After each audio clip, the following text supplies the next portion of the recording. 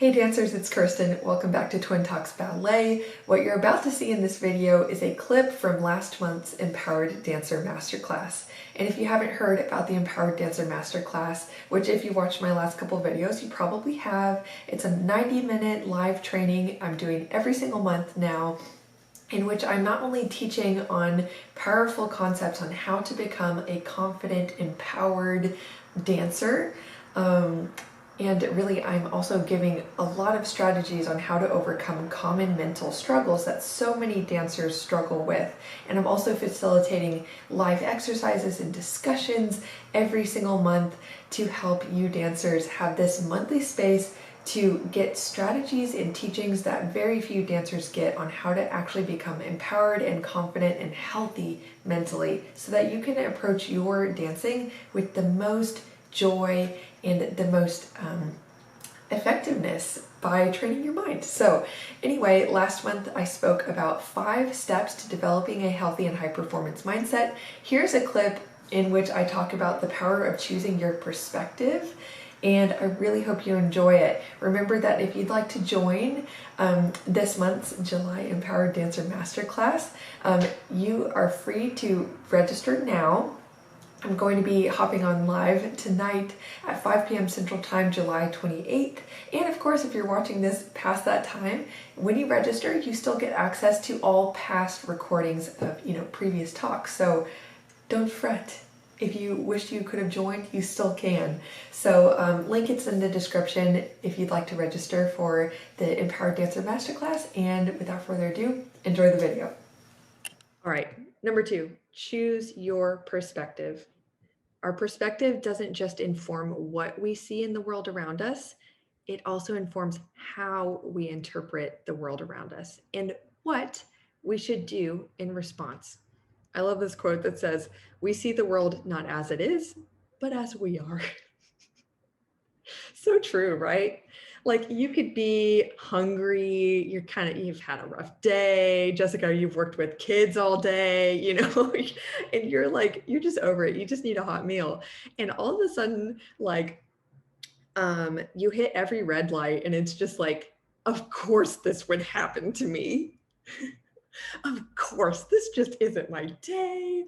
And then, your significant other or your roommate is, they leave their dishes in the sink and it's like, oh, they're such a slob. Oh my gosh. It spins into a story versus if we just take a moment to notice our perspective and where that's coming from, it totally changes the experience of the circumstance and then our response. So I love this little image as well. It's like, we can see why the guy to the right says, no, it's 3. And it's understandable that also from the other vantage point that the other little dude would say, no, it's 4. So both are understandable. One is more in line with reality for sure. Oftentimes reality is a bit more objective than we give it credit for. And based off of their visual, vantage point kind of perspective, their conclusion is totally different. So I want to lead us in a discussion around how can we actually create a practice out of noticing, just being an observer of your perspective, especially in moments where you're frustrated or you are just generally not enjoying your experience of the moment. Maybe you're disappointed about, maybe you don't get to perform for the next couple months, and that's super disappointing. And that is a very understandable interpretation. Not saying it's wrong or oh, you're being negative, not at all. But you can pause and ask yourself, is this the perspective that I want to have? Is this the experience I want to have? How can I shift my perspective here? In other words, the meaning I create out of it or the interpretation of the event to be more in line with feeling the way I want to feel, acting the way I want to act, and creating out of my life what I want to create. So I wanted to share it. Here's just a couple of filters that you can be aware of in your perspective.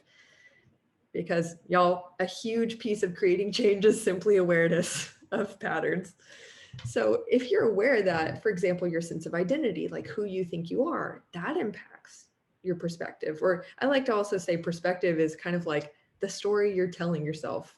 And that doesn't mean the story is wrong. It doesn't mean it's fake. Maybe it could be more in line with reality. I'm not going to be the judge of that. But the perspective and the story, it's malleable. That's what's important to know. Also, like your values, in other words, what's important to you. Maybe if it's achievement or excellence, you're going to see the world through that lens, through that filter.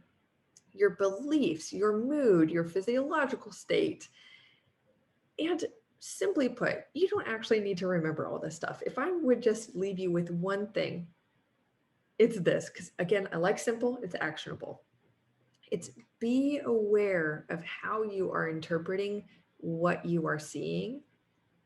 And secondarily, I want to share with you guys to actually empower you in this, that I think we know this, but I'm going to put it a little differently. Our brains have a finite capacity for information. Meanwhile, there's like pretty much limitless information going on in the world around us.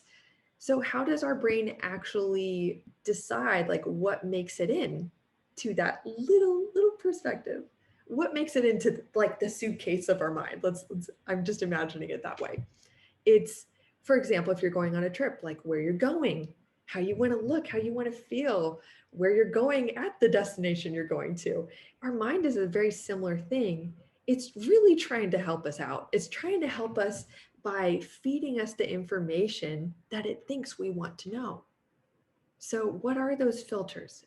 It's basically when you, like beliefs, I'll say, are a huge one. If you believe, I'm really not good at moving fast, I'm not good at jumps. And the teacher comes to the center of the floor, they're like, okay, after pirouettes, let's do petit allegro. And you're like, you get a little tense. You're like, here we go. Time to step to the back. I'm going to just pretend to be invisible here. How you would already be feeling as a result of that perspective is probably a little defeated. You probably don't expect much out of yourself. That affects your energy. It affects your physiological state. It affects the decisions you make. And actually, what we look for in our beliefs, what we train our brains to look for, kind of becomes a self-fulfilling prophecy. And that is actually coming out in neuroscientific research. It's not like just woo-woo stuff or anything. It's what you look for, your brain is designed to feed you evidence of.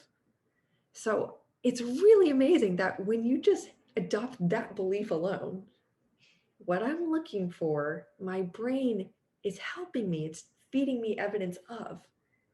Then think, what can you set your mind, what do you want to set your mind to task in looking for? And your little brain is going to find it. It's going to find it. It's really amazing. So it could be as simple as, you know, I can improve my calf strength. I can jump higher. If she can do it, why can't I? You know, why not? If you just shift your belief a little bit to, I can do it. Yeah, I can get better. Or even jumps can be fun regardless of my skill level. Think of how any of those would shift your experience. Then maybe you'd feel a little better. Then maybe you'd dance a little better. It's this really amazing feedback loop that we can actually create.